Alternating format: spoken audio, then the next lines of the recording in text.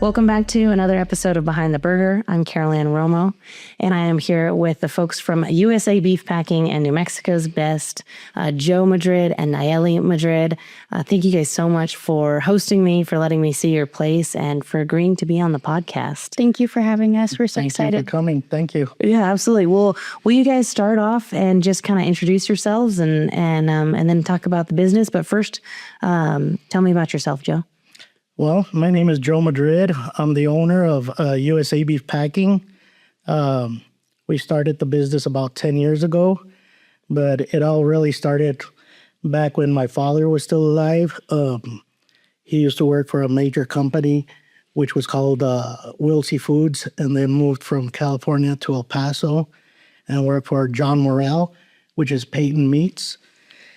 Just started really young, dealing this with my father. When they shut down the John Morrell company there in El Paso, that company was pretty large. They had about 1,000 employees plus, and they ended up shutting down. And that's when my father decided to work on his own and opened up an equipment business to sell meat processing equipment. And so that's how it all really started. Started very young working with my father. Took over when I was like 18 years old, and pretty much never looked back. Just really dug into the meat equipment business. And then came Nayely, right? Yes. Joe's third daughter. He has 4 daughters, and I'm the third. I began working at USA Beef Packing in 2020. So during COVID, it was like second nature. I started as an office assistant and moved up to office manager, and really like it. That's perfect. And we love the family aspect of the beef industry, right? It always comes down to family, and a family business is really special, right? To have a place to go work for dad. Yes. And we always like to joke there's good days and bad days working for family, right? That is right. That's right. That's perfect. Well, tell us about your operation and how it fits into the beef supply chain. USA Beef Packing is a USDA-inspected slaughter and processing facility. We're an essential business in getting beef from ranch to table in New Mexico. Absolutely. And we've gone through it, right? I got to see all of it. So like you said, it's from gate to plate or from hoof to plate. Tell me, maybe tell me about how it came from equipment to now a packing plant too. Yeah, so for about 35 years, I really did a lot of equipment, international sales and national sales. We used to cater to big businesses like National Beef, Tyson Beef. There in El Paso was a big Tyson plant that we used to cater to, did a lot of service for, 20 plus years just at that plant.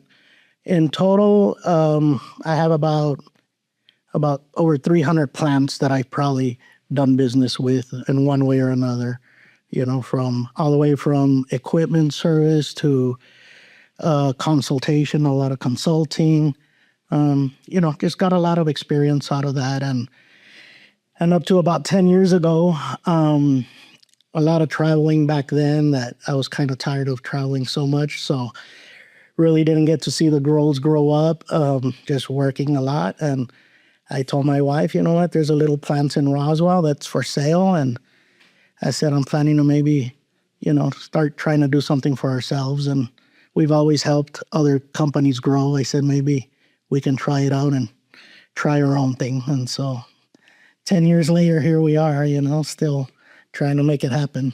Yeah, adapting and changing and growing. I thought it was neat to see when you're walking through how, parts of the floor, you said, well, this used to be the room, right? Yes. And now it's twice as big, 3 times as big. Yeah.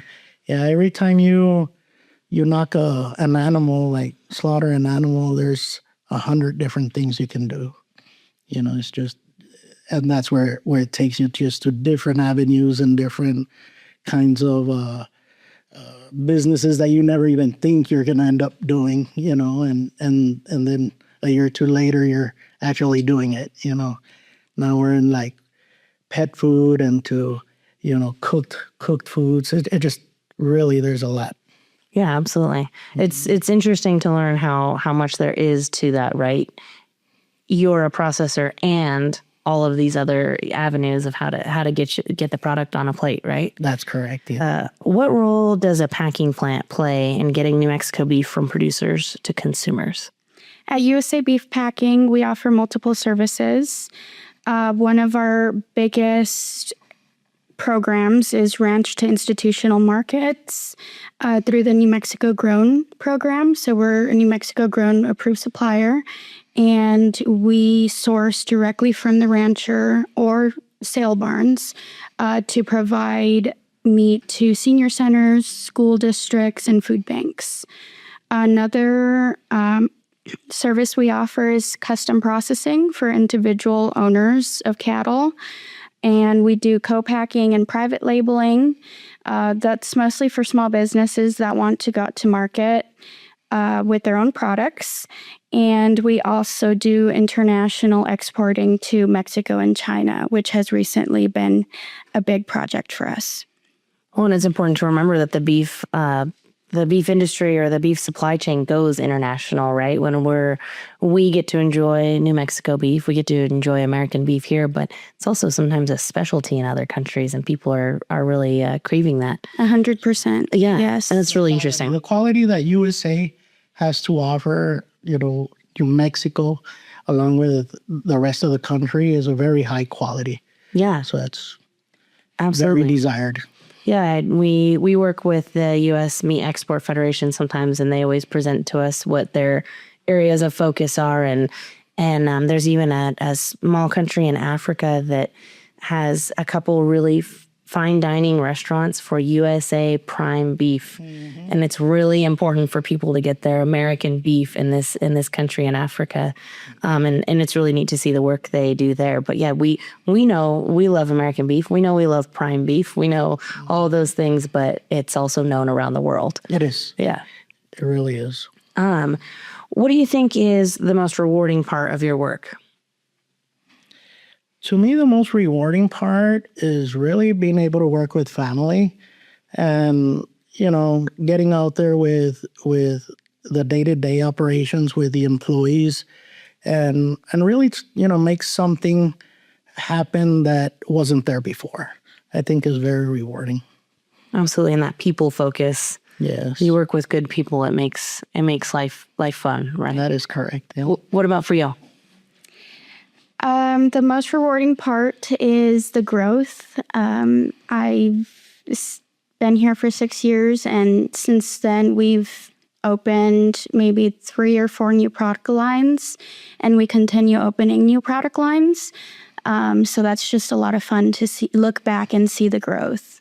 Absolutely, and see that something really, true in front of your face that you could be proud of, right? Exactly. Something you've created, yes, and you've done. That's great. How does New Mexico's geography, scale, or supply impact the way you guys operate?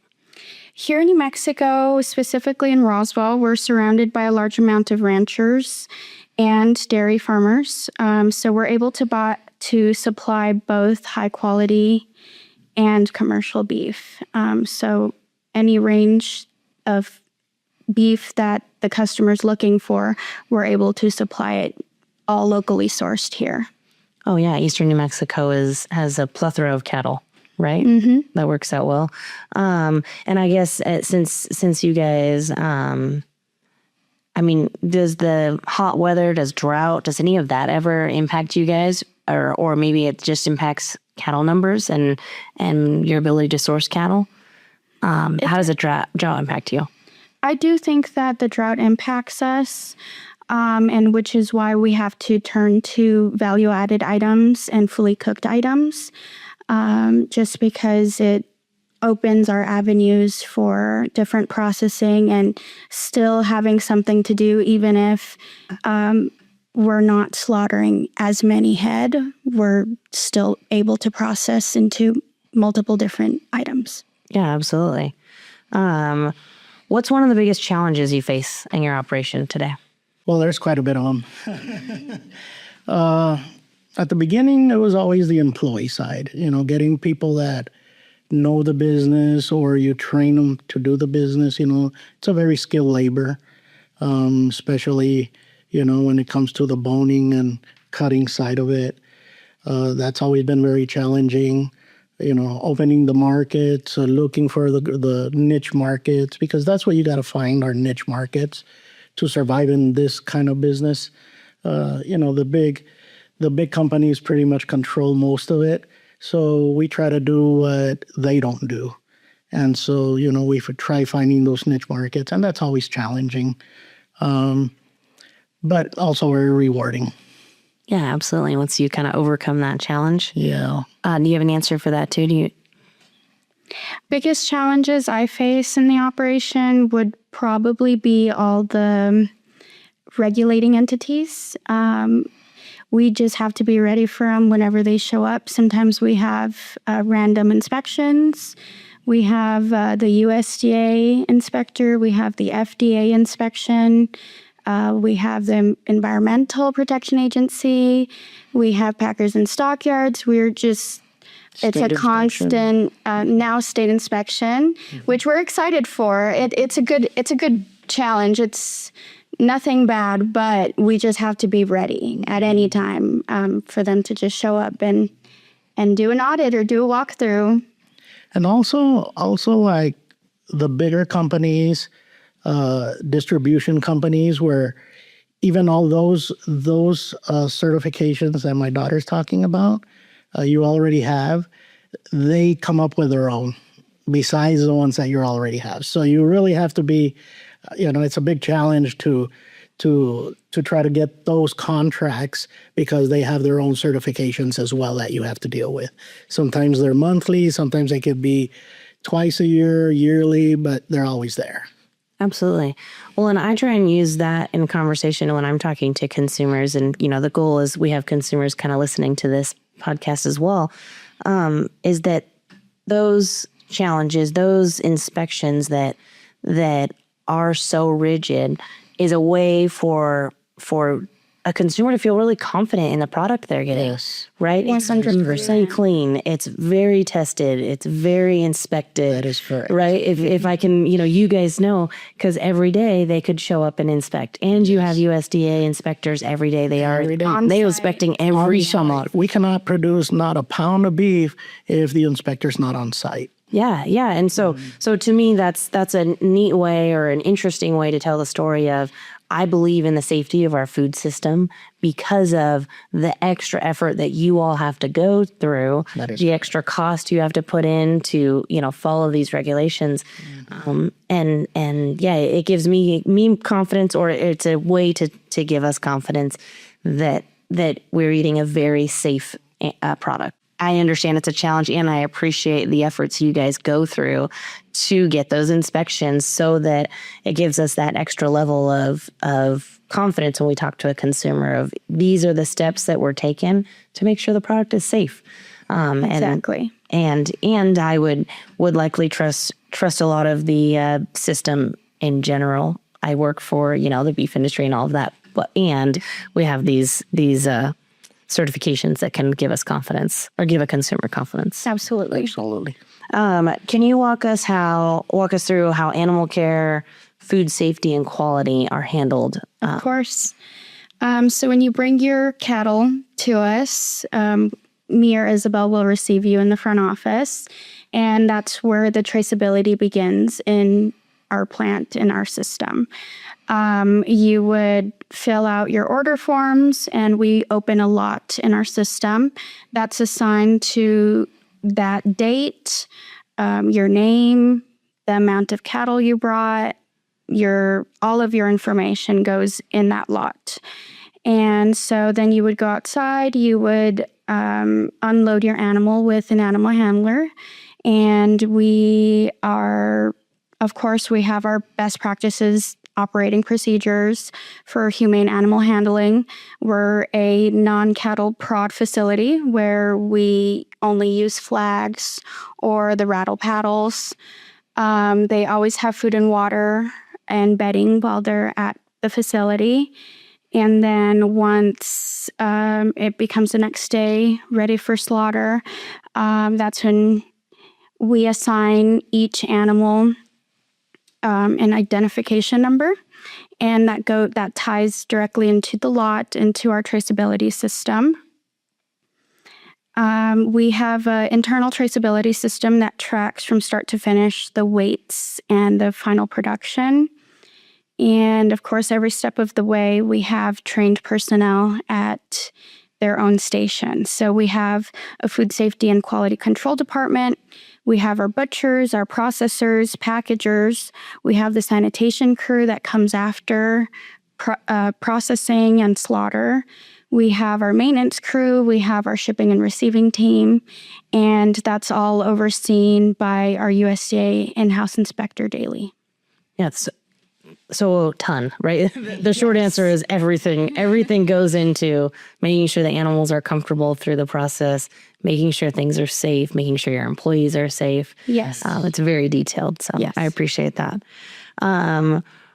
What's one thing people don't realize about beef processing in New Mexico or even just your business?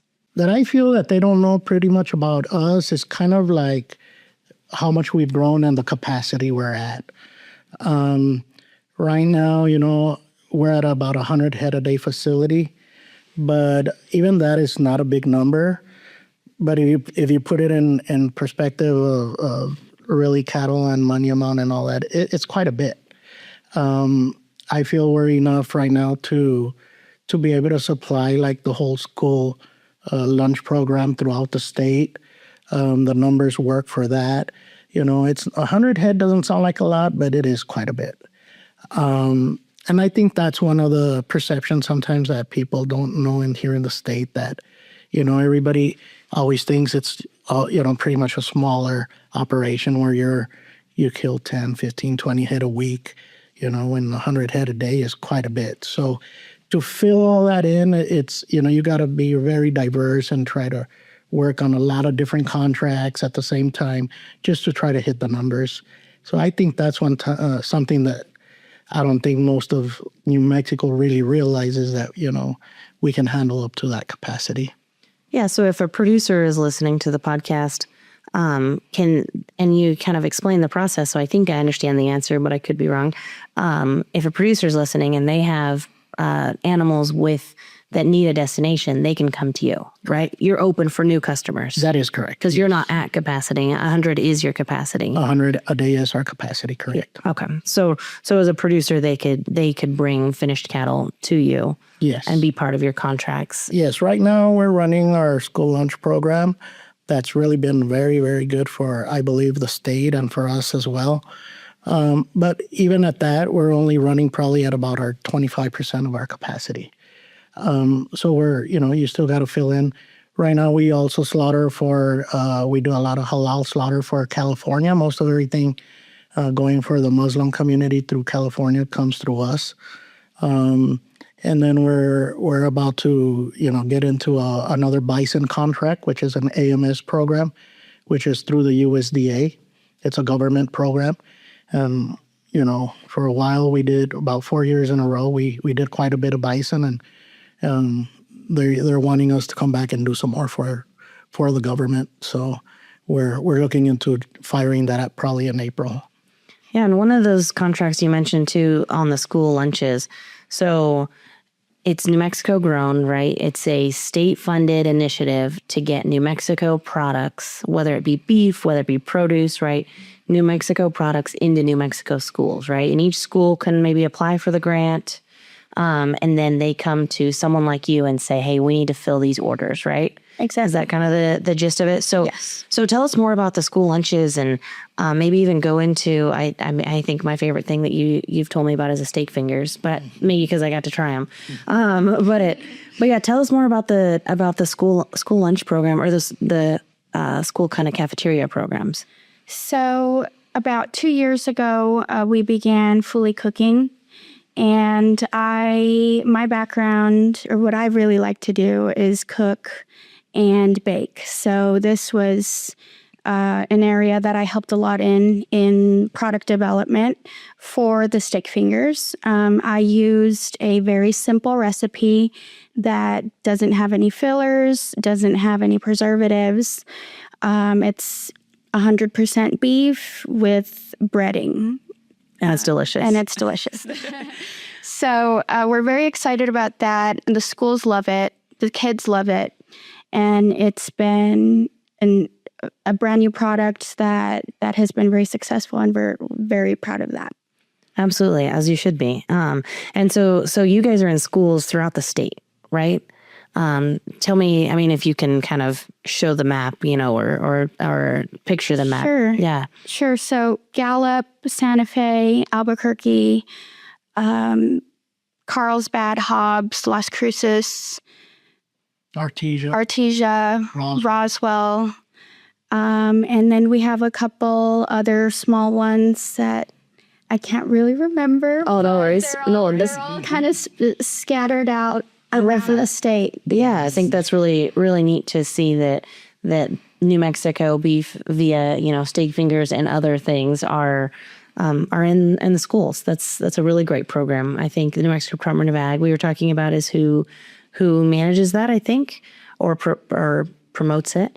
I think I could be wrong, but I love knowing that there's New Mexico products in our schools. I think New Mexico Department of Ag, the Farmers Market Association, and I'm sure some unnamed people get a lot of credit for the New Mexico grown, or should get the credit. So, sorry for not knowing who exactly is managing it, but we do really appreciate that, and I know that's a big part of your business right now too. Just for the fun of it, because I think it's interesting. Tell us about your other products. You guys have the steak fingers, but what else? What other kind of the cooked products, especially? We do shredded beef. We can do beef crumbles, which is just cooked ground beef. And another very popular one is the flame broiled beef patties that get ran through Burger King flame broil machines. Broilers. Mm-hmm. Burger King flame broilers, where they're just seasoned with salt and pepper and they're fully cooked. And those are perfect for schools because a lot of times there's not a lot of time, right? You're feeding mass quantities. And so that's why that cooking process is good. And also, it is hard for the schools because when they start from a raw product, it's really on them to get it perfect to a fully cooked stage. And sometimes it's pretty difficult. So us doing it in a mass quantity, let's say we have a contract of 3 different schools, we put them all together to run one big batch, and we have full control with the FSQA people, with just everybody, the whole team, to know that it's perfect. And that's really hard for them to do at the schools. Oh, absolutely. And that's that food safety, right? Of getting the food to the right temperature when you cook it. Exactly. And of course, we want our kids safe, and and there's, limited resources in a school, I'm sure, right? Which is why the grant program. Yes. Well, cool. Well, I just think the your end products are really neat and a really interesting story to tell. Mm-hmm. Thank you. So, what's something you're excited about right now in your operation, or even in the beef industry? But what's something that gets you excited? We recently got a grant for turning offal into value-added products. The grant was through the New Mexico Department of Agriculture, and we're very excited about that because we would be turning something that would have been thrown away into a value-added item. And so it's just exactly what we need, the missing piece in our operation. Absolutely. And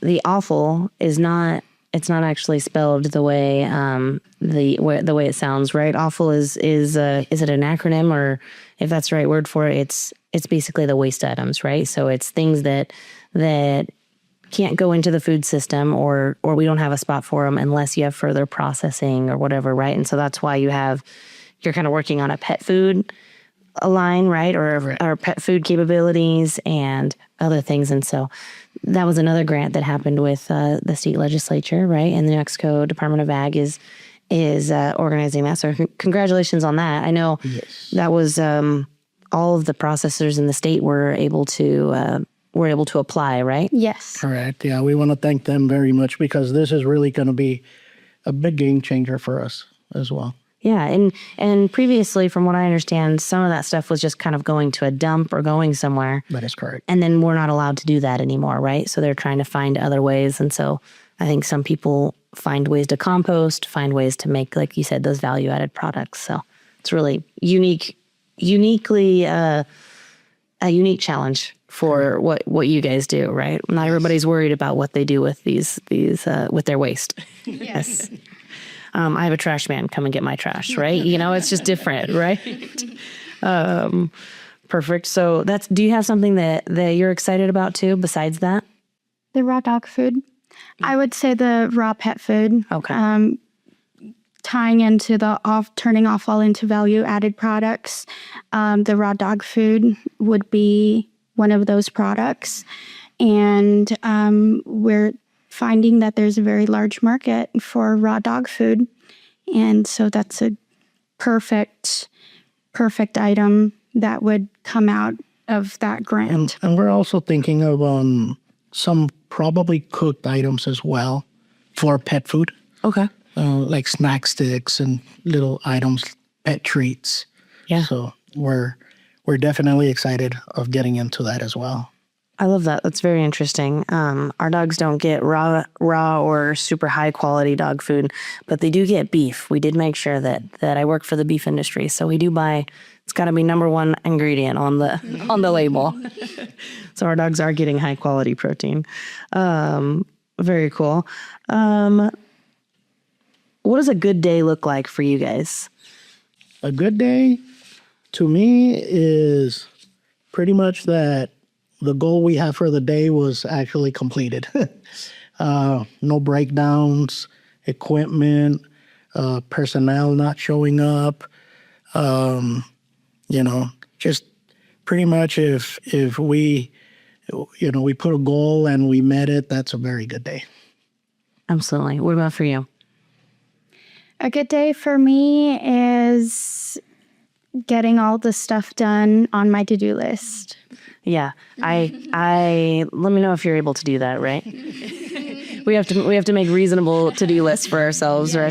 Sometimes things roll over. Yeah. Always have to have that flexibility for yourself. Tell us about a hard lesson you've learned along the way. I think, and with this question too, one of the things as we were walking through, you were showing me how you've really adapted all of your equipment to make it easy on your employees and use your equipment knowledge and all of that to make it a really state-of-the-art facility. But tell me about maybe a hard lesson along the way.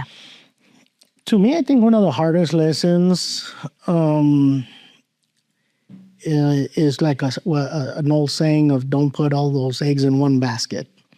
That's kind of how I started it, was thinking, I just want to do something simple, mass produce it, and call it a day. And, that's kind of in the perfect world, and it really doesn't work that way. So, at first I was putting everything in just to one thing, and then I learned to diversify because it can not work for you, and then what do you do? Yeah. And that happened. That kind of happened to us at the beginning. It was really hard. So now we're really diverse and carry it that way. So in case we do have some things not go right one way, well, we always have a backup.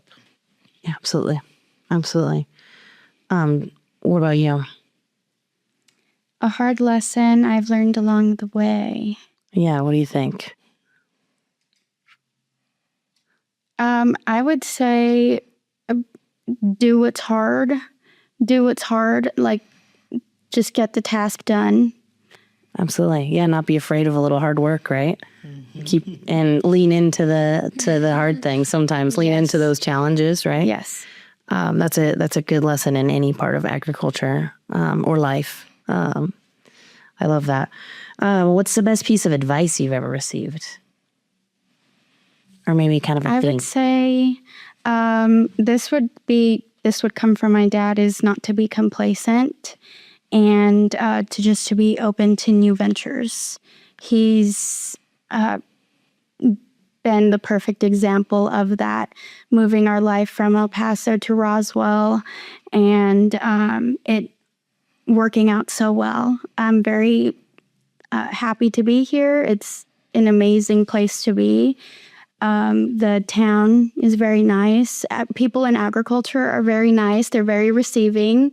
They say hi to you in the grocery store every morning, which you don't get that in big cities. So I would say just to be open to new ventures.